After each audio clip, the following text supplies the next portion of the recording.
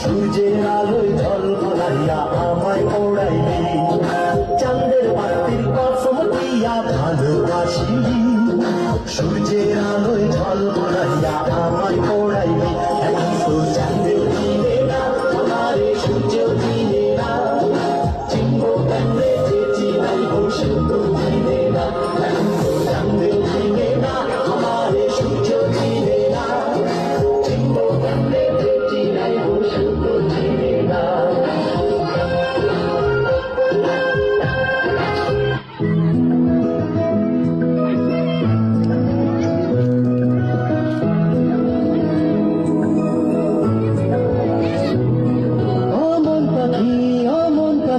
শুধু একটা বার ফিরে থাকা, গেলি চোখ ছুঁয়ে বড় কাছ দিয়ে, আর বুকটা ঘুরে গেলি ফাঁকা।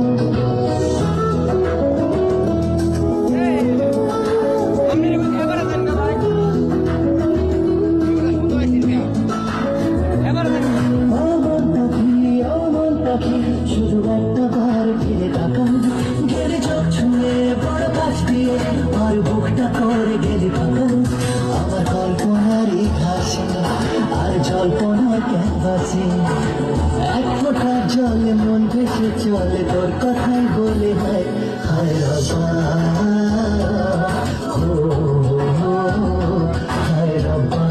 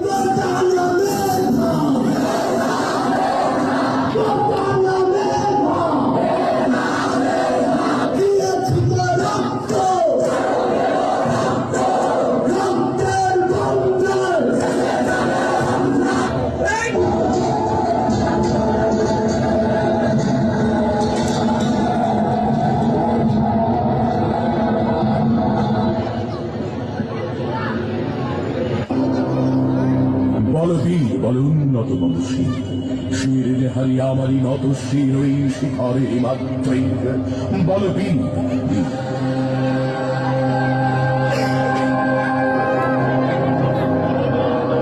আমি সন্ধ্যা, আমি ঘূর্ণি, আমি পথ সম্মুখে যাহা পাই যাই চূর্ণি বলবীন আমি চির উন্নতশীল।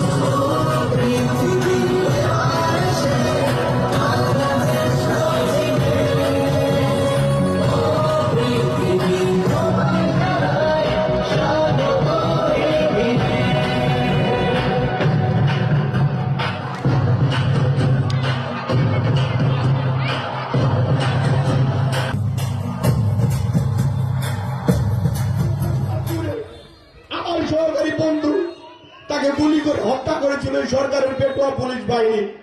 এই বাংলাদেশে বাকশাল কায়েম করেছিল এই আওয়ামী সন্ত্রাসী বাহিনী।